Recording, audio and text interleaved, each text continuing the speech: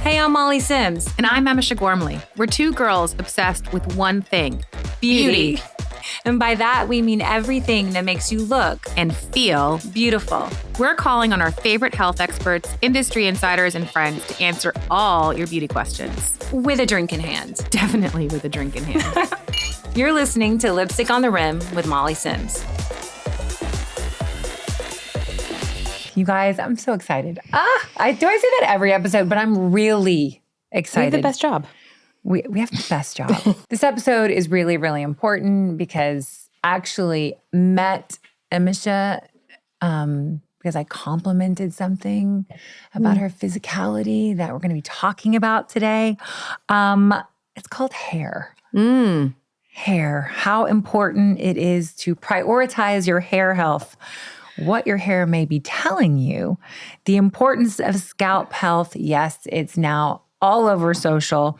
I think it's also a taboo topic, especially for women. And who better to help us understand than the founder of Hårklinikken, an old friend of mine, Lars Skjøth. You're amazing. We're going to give you a little bit of an intro. He reigns from Copenhagen, from Denmark.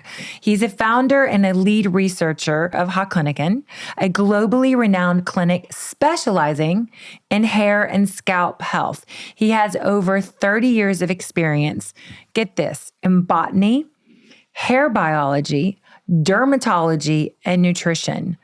Lars began his journey at 16 after experiencing a personal scalp issue, which I want him to talk about quickly when we start. This inspired him to combine biochemistry and nutrition to develop plant-based solutions. Since its founding in Copenhagen in 1992, Hårklinikken has become a leader in personalized hair care, serving over 100,000 clients worldwide. Lars' mission is to restore hair health through custom treatments and scientifically backed products while breaking the stigma surrounding hair loss. And you all know there is one. Today, we will uncover what hair is really trying to tell us. What's our hair? What's our scalp health really trying to tell us, and tackle so much more. Lars, I'm so excited to see you. So Lars, we actually met through Tracy Cunningham, and I was really having problems. And she kind of really noticed my hair thinning, whether it was turning 40, whether it was a host of different things. She goes, there's this guy that I met, and he's coming in from Denmark, and I really want you to see him. I'm like, what? And he goes, he's global.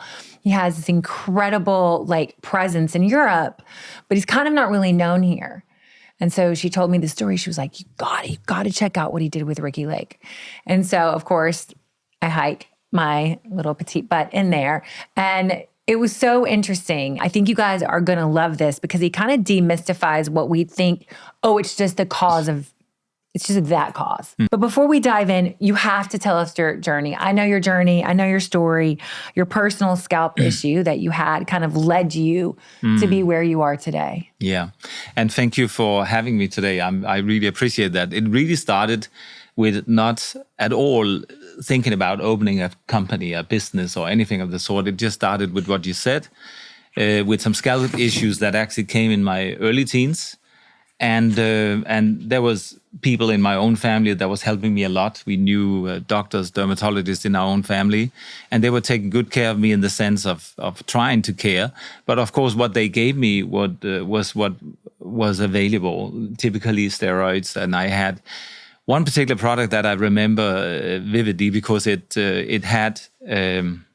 was a red liquid that it had a top on where when you took that out, it was almost like a paintbrush.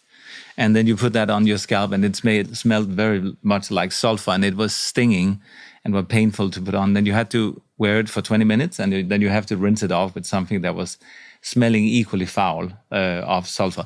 And I remember one incident where I was in the supermarket, and there was a young mom with her daughter, and the daughter said, "What's that smell here?" And I really remember feeling, this is just me, it's me smelling, and that just really brought me to the point where I just said, listen, this is much more of a problem than I thought it was to begin with. So I really started looking first into sort of health stores to see if they had a more natural shampoo and things like that. And what was the scalp issue? It was a severe dermatitis. Okay. Yeah. Flaking, severe, red, itchy. So severe to the point that you wake up at night and can't sleep. Oh, wow. Burning sensation all the time. Can't be close to sun and when you're wearing a hat, it hurts. It hurts. All these things. Wow. And then the shame associated with it, to have things on your clothes all the time. And I had more blonde hair back then than I have now. And you could sort of see. He still has his hair, people, and it's very good looking. And you had that shine through a little bit, like when I see you too. And if you had very red scalp, you might see the appearance. But then it also came a little bit down to the forehead. So it was not nice. I came from a small town in the northern part of Denmark. And we had a really, really nice new modern library. So I went in there and I spoke to a librarian, and she sort of found a little bit interest in my mission. She was around mid-60s and was the warmest, wonderful person that you can imagine. So she started finding some literature that I was maybe able to understand a little bit about. Some was about plants, some about scalp and skin and things like that. And it gradually developed into being something that was a little bit more complex as I developed my understanding for certain things. And then approximately a year after, a little bit more maybe, I made the first plant-based extraction, which was on burdock root. And we still use that today, by the way, in a far more complex version. And a year later, I made a shampoo as well. I, of course, used it on myself, but I also tested it on every single family member and how friend. old were you at the time? I started this little mission when I was just shy of 18, and I opened the clinic when I was 25. Oh, wow. So, by the way, as I said, I had no intention of doing that at all, because I was doing a full training as a pilot. And then I went to my parents when I had finalized that and said, now I'm going to study nutrition and biochemistry. And my mother cried. She was so worried for me.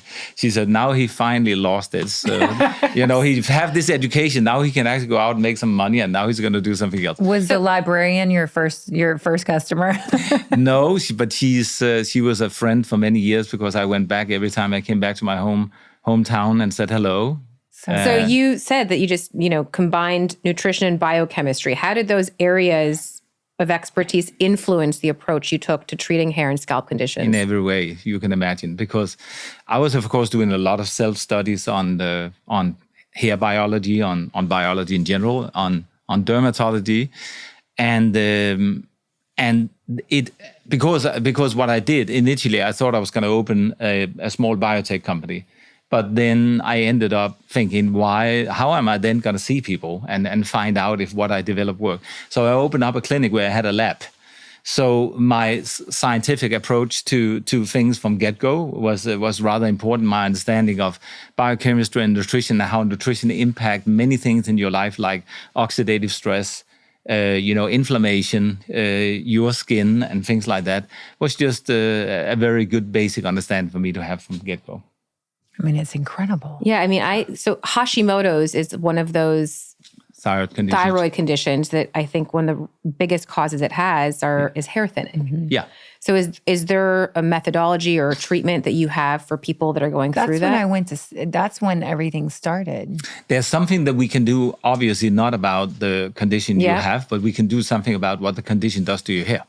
It's incredible. Okay, take us through the process. So the process would typically be that a person would reach out to us, and maybe they do an online hair assessment. You guys, the quiz is so good. And it's questions you're like, why in the world am I being asked these questions? But it's so good. It's very detailed. And I actually want to tell you that we just briefly spoke a little bit about Ricky Lake when you and I met over. Yeah, you guys have to hear this story. That was actually the basis for creating the algorithm behind the hair assessment, was because we knew that Ricky Lake was going out and bringing to the world, if you will, how she had been through this process for 30 years of thinning and tried everything, and so we knew that need to be a way where we could take that people's questions because we knew that many would reach out to us. What happened to her hair? I don't know the story. What happened is that Ricky gradually, over a period of 30 years, just gradually lost more and more hair.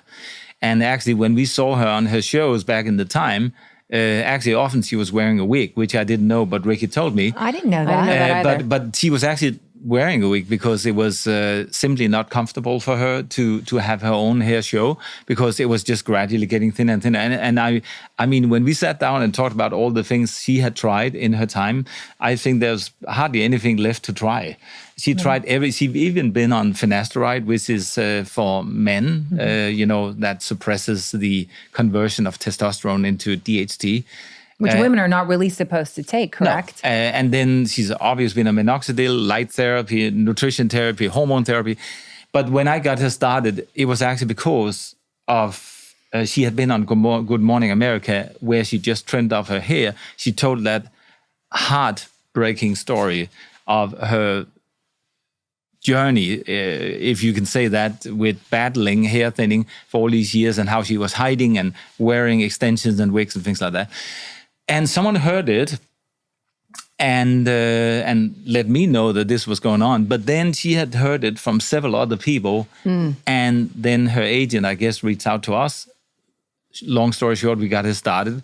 And now she has all her hair back. It's incredible. Yeah. And she looks incredible. She does. What does that entail, getting her hair to where it is now? Well, what it entails is that Ricky has been super 100% compliant about applying 100% customized product to her scalp. It's a liquid. We call it a hair gain extract. And it's a liquid that is really, truly made for the individual, and it constantly adjusted throughout the life of your treatment according to your response and your compliance and several other things. Where you live, maybe you move to a different part of the world, then we adjust it according to that. So it literally is not just, as you hear someone, I'm sure you've seen it as well, we have customized things, but then it's really just taking that shampoo and giving you that other thing, and then it's customized. So the way we customize is to, I guess, more correctly to say, we hand make it for you. Right. And we do that throughout the life of your treatment. But we also do that with all the other products, and with the methodologies advice is customized, and the advice that we give you and all the other things that go hand in glove. So that's what Ricky did. And she was just She was a good student. so good student. So a lot of credit to her for also doing all the things I told her to do. The way, I guess, we all know medicine as an example. We have an active ingredient in a product, and then we have maybe a delivery mechanism, or we have some other ingredients in there that are not really essential. But what we have is we have a multiple of different constituents that are plant-based that work only if they are combined in a certain way. None of them work in their singular form. So that's what's interesting about the way. That's also why a shampoo for us is not a shampoo. A shampoo is a treatment. It has to be made this particular way. So when I develop a new shampoo, sometimes it's 7 or 10 years on its way, because the shampoo has to work as an actual treatment. A hydration product is something that opens the strand, add hydration in the strand, not on the strand. Okay, before we talk about the system, can we speak a little bit about what do you think are the root causes? Like what more and more women, I mean, maybe they were always dealing with it. We just no one talked about it. What do you think are some of the root causes that are affecting women and men's hair thinning? The interesting part is that the way that it has been looked at in general is simply just that, it's primarily androgenetic hair loss or hereditary hair loss. We see it a little bit like a flower with many different leaves on, and we want to master all the leaves. So some of the hair loss is stemming from inflammation. Some of it is coming from oxidative stress. Some of it is coming from many different stresses that are maybe causing inflammation or oxidative stress. Some of them are hormonal. Some of them are genetic. And the way we try to figure that out is to go back to maybe your question before, what do you start with? Maybe you start with that hair assessment first, where we really get some good information about your history, about what you've tried before, gender, ethnicity, oil production, hair type, many other things. Then based on that, the hair assessment can sort of tell if it looks like that's a good idea for you to reach out to us. And then get a consultation, because we do consultation with 68 countries. Yeah, he's global. He's just, over the past 3 or 4 years becoming more well in the United States. But incredible what you've done. We have big flagship clinic on Flatiron Fifth Avenue, a big one in Beverly Hills. And then we have in Reykjavik, in Copenhagen, in another place in Denmark, and then we have in Dubai. But the online component has become a big one. Listen to this, we've done online consultations for more than 20 years.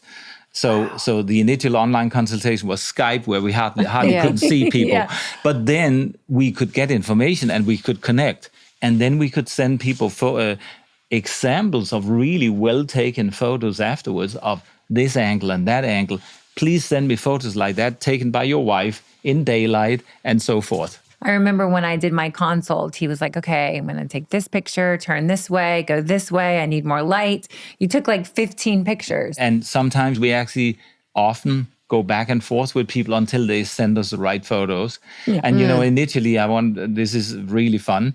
There was a huge article coming out in 1998 in Norway about Hårklinikken. And back then we did online consultations as well, but we had 5 big sheets of questions that people had to fill out, and then they had to send us photos. So I would get photos with a woman standing on top of a mountain, like 50 feet away, and we hardly could see who it was. That's so funny. It was really funny.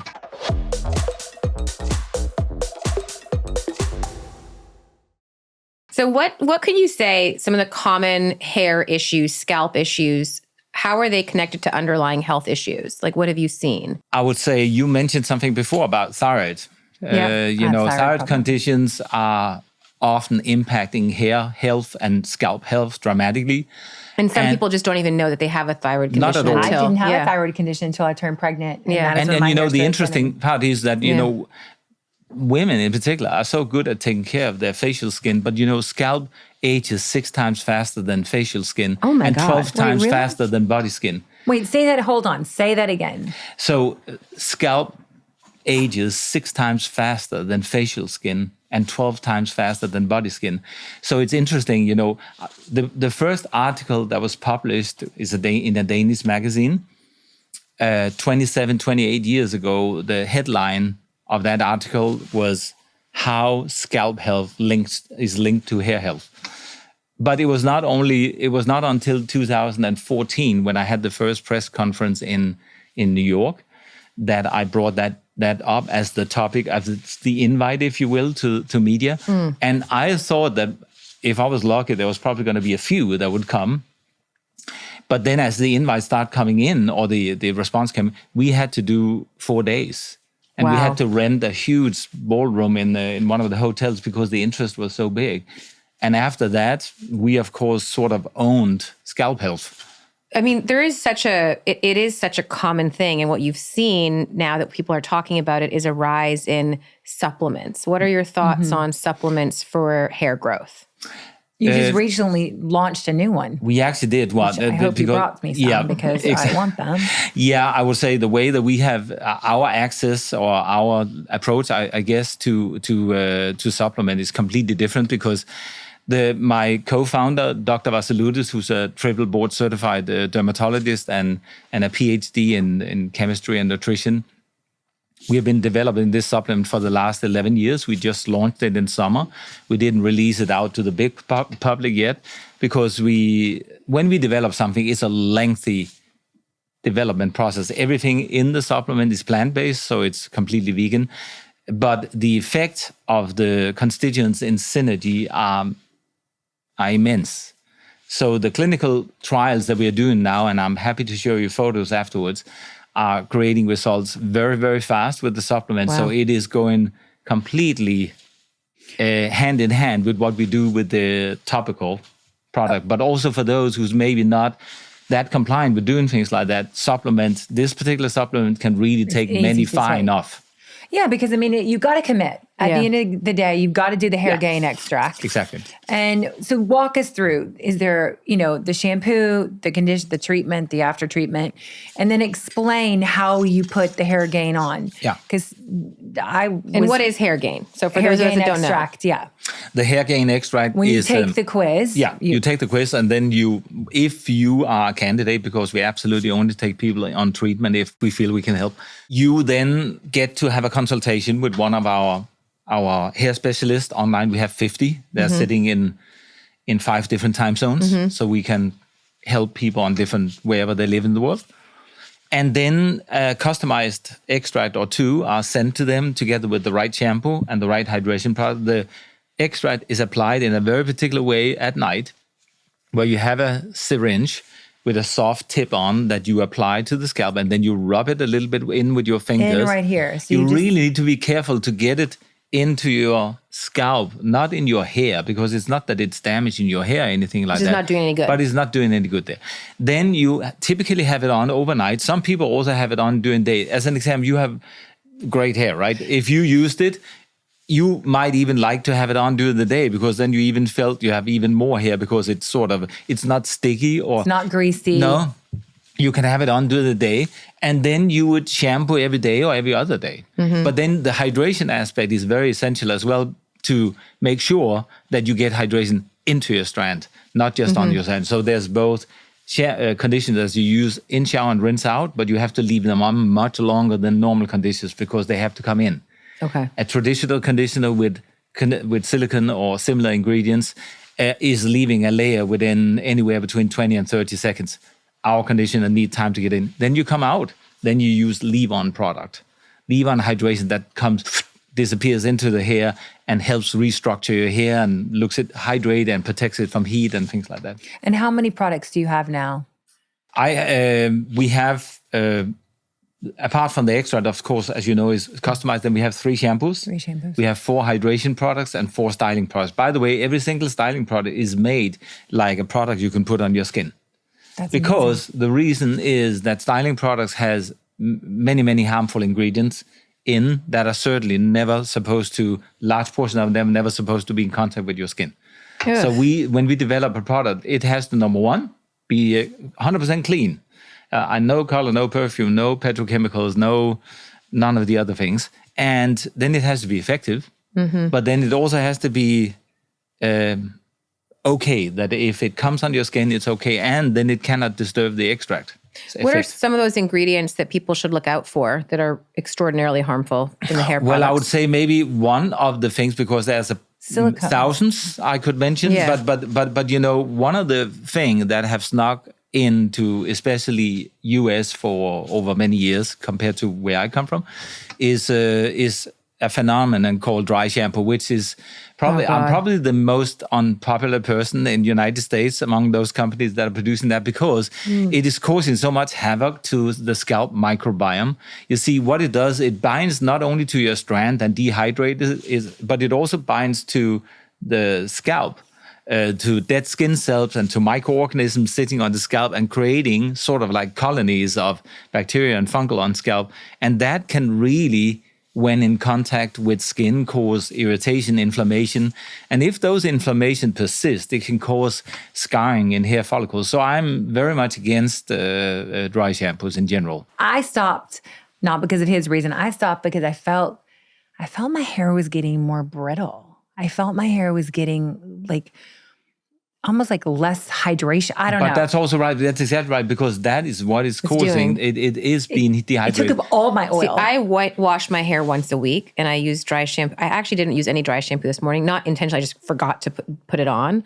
Let's just remember, dry shampoo has nothing to do with shampoo. Dry shampoo will give you the appearance of newly washed hair, because dry shampoo binds to oil. Yeah. But it unfortunately doesn't only bind to oil. It's not selective. It also binds to the hair strand, and it binds to skin cells, like I said before. But it also, skin cells is what? Your skin. Mm-hmm. And so you can get really serious contact reactions. And I'm not after one particular brand. No. It's just the category. Can you make a dry shampoo that would be, is that in your working pipeline? On it. Okay, great. It will not be called a dry shampoo. I think the name will be, this is not a dry shampoo. By the way, that would work. It would work. What are some of your tips for those experiencing postpartum, perimenopause, hair loss, thinning? A lot of women now are doing supplements. I would get people on the right extract for them, on the right shampoo for them, and on our supplement, because we are seeing almost nothing else. I mean, I know. We have like 50,000 active women on treatment that are peri or mena or post. And people are trying minoxidil, which is, Yeah. And we see them on 7 continents. So, it's a universal phenomenon. And I think that's what's amazing, is because you're seeing women globally. Yeah. You're not just seeing American women. You're not just seeing European women. You're seeing women all over the world. And that data and that, that is a leg up. I mean, the way that we actually get that data is I actually move there and live there. right. So I moved to Dubai. I stay there for 2 years and then I come on a monthly basis. I go to Iceland. I stay there for a prolonged period of time. Obviously born in Denmark. Did the same thing when we opened up Germany. Did the same thing with other places. So stayed in New York, stayed in LA, stayed in Florida. So learning is really about being there. You probably have heard this many times, but I meet many young people because I have a little bit of a hobby. My hobby is to guide young people on how to establish a business maybe based on what I think is a great idea and they think as well. So happy to give them as much guidance, positivity, and let's say motivation as well. And many of them think that it's just a thing where, I'm going to do this and I'm going to sell it in a few years. And the first thing I said to them, don't even think about considering selling your company. All I want you to do is work. Yeah. And I want you to work hard. And I want you to, if you have something you can sell to put that money into the business, that's what I would like to see, because then I know you really believe in it. Mm-hmm. Yeah. Sleep on a mattress in your flat and rent out the other room. I mean, so work like that. And the reason I'm bringing this up is because we travel around everywhere to learn. We have learned a lot in the lab, but we have learned far more in the clinic from our clients. What are your thoughts on PRP for scalp? I have a girlfriend who has been doing it because she has Hashimoto's. And she noticed hair thinning and she's been doing PRP. And she's like, I think I see it working. I have baby hairs coming in. The only comment I really want to make is that I've seen so limited results with it. And it's now been around long enough for people to understand that even if it might have an effect on you, who knows how long it lasts. Right. And then you have to go in and be injected. Expensive. It's very expensive. Very expensive. But why not use something where by putting something on your scalp once in a while, even the ones that we get started now on much easier, regimens, if you will, than when you were on it, Molly.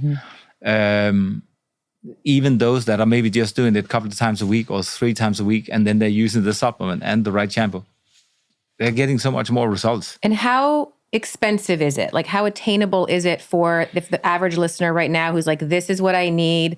Can I afford this? The average individual that on our treatment would use on product on a monthly basis, they would use anywhere between $100 to $200. Yeah, I mean, it's amazing. Yeah. That's it. And then they would pay for a consultation once in a while when needed. We are not encouraging people to come to more consultation than they need. So I think it's so important, because I think when a lot of people hear this personalized, customized, it just, they see dollar signs and they immediately think, I can't afford that, right? And I think to know that it's within I guess this is also, we have a little bit of an egalitarian approach, from in Denmark. Also, the crown princess walks around, and sits on a cafe and she's, by the way, a queen now. But I think people are just... We don't have this thing, now we have something, now we really have to move it up here, and then it's only available to a few people. I think it's much more interesting for us to have something that is definitely not cheap, but it certainly isn't expensive. I don't think that you would think that this would scare anyone away. Absolutely not. No. It's great products. You're going to get a great result. And it works. I mean, at the end of the day, proof is in the pudding. Look at your hair. Your hair looks great. Switch gears for a second. Nutrition. Is there anything that you're seeing? You live in Denmark. You travel the world. Is there anything you're seeing that women, men, we should be doing to help our hair health through nutrition? Yes. Unprocessed food. As whole as possible, as fresh as possible, as much variation as possible, because the nutrient density is much, much higher. When you come into a Danish supermarket, we're very fortunate because they're a very small country, meaning that the time from soil to landing in the supermarket might only be a day. Whereas when you go to expensive places here in the United States, I don't want to mention names, then some of the vegetables in there might have been on its way for 2 weeks. Mm-hmm. And yes, they sprinkle them and keep it ice cold, so you're almost freezing when you're standing there. but then, the nutrient density is much, much lower, and this is a huge problem. And then, of course, also it's extremely an organic carrot An organic cucumber in Denmark costs around $1.50. But here it's maybe God, four and a not half. here. Yeah. I mean, one of the things that I remember someone saying, and I don't know where it was, is that your best bet is to eat frozen fruit because they typically freeze it right at the time of picking, right? Yeah, if you can actually get organic fruit and vegetables that are freezed in the right way, because there are methods now to do that right, that's not a bad thing. Also, you also have to think about there are many families that just can't afford to buy that much fresh thing and have it sitting around. So a really good option, like you just said, see if you can get some really good organic vegetables and fruit for that matter, maybe for your blender if you make a smoothie, and then keep it in your freezer and then take it out exactly when you need it and then prepare. What's the best thing about Denmark besides the four architecture? Fashion. No, 4 seasons. Oh, really? 4 seasons. Beautiful 4 seasons that are very, very, there's so much unique about every single season, and the fact that they are so clear, and also because I've lived in so many other countries, then every time I come back, I do appreciate that. I love Denmark. I've never been. I'm dying to go. Best fashion, design, architecture, like interiors, everything. Interiors. I mean, our food scene compared to the size of the country is insane, and also because it's so affordable. Right. I don't want to be negative on New York, but when you think about how expensive it is here, oh my God, I mean, it's just insane when you go out and just eat a regular meal, and then you add the tax and you add the tips and you add all this. And then when I'm in Copenhagen, we eat for a whole family for that price when we go out to a nice restaurant. It's crazy. And Denmark is, as you know, people are quite educated, it's affluent and flavor, but it's just much more reasonable. Even though, by the way, when we get that food, it's included with 25% tax. We have 25% tax on food. What's the most important takeaway you hope people will get from your work at Hårklinikken? That it is really possible to reverse a situation from being or you as a person feeling completely hopeless about your situation, and then potentially, if you're a candidate, that you can actually get back to close to normal hair. Ricky Lake, I think, was a good example of that. She was in a situation where she was hopeless. And Tracy works with so many of your clients. Yeah. Tracy Cunningham, who we all love and adore. Hair is, you either have confidence or you don't. I'm always jealous. She'll walk in and be like, oh, I just cut off 3 inches. And I'm like. But isn't it also because, when you think about it, when you have hair, you take it for granted. I know. And it's a little bit like an organ. And then when you start losing it, it can become and be experienced as a quite brutal attack on your self-image. Yeah. Mm-hmm. Because you took it for granted that it was there, just like your 2 hands and your 10 fingers and your kidneys. And then suddenly when you realize, and when do you realize? When you have lost enough to notice. Or someone else notice. And when that experience comes for many, it's actually that way. They are thinning for years and years and years. They don't really pay attention to it. Suddenly, they realize it, either because someone tells them something, or they see something, or they have a severe shedding, and that really directs their attention to it. But that becomes such an attack on the way you experience yourself. Yeah, I mean, it's sometimes it's the first thing you notice about someone, right? I mean, it really is. It's like, especially if they're missing hair or losing hair, or, any of it. So it is one of those things you can't really hide. You can hide under a baseball hat. A lot of men do that are thinning. I've seen that so often. It's great to take the quiz. It's great to go on the site, but to really, I think, personalize and get the customization is through that consult. It's through those pictures. It's through them seeing. You were like, I've got to see how your hair grows, or how, I don't know what you were looking at. But and we're using microscopes. And of course, I met you at a point where we're just about to build the flagship clinic in Beverly Hills. You were thinking about it, and you're like, I think we're going to take this space. Yeah. And what happens, the way we build clinics and make clinics is that it serves and needs to serve as a safe haven for women and men to come in and be met with heartfelt listening and compassion. It's the perfect way to break down the barrier of shame that is associated with hair thinning. And then when we combine that, when people realize that we have this immense amount of knowledge and a solution, then a true friendship starts to emerge. What you're doing is incredible. I mean, I off the top of my head can think of half a dozen people who I cannot wait to send your website to. Oh. you know? I appreciate that very much.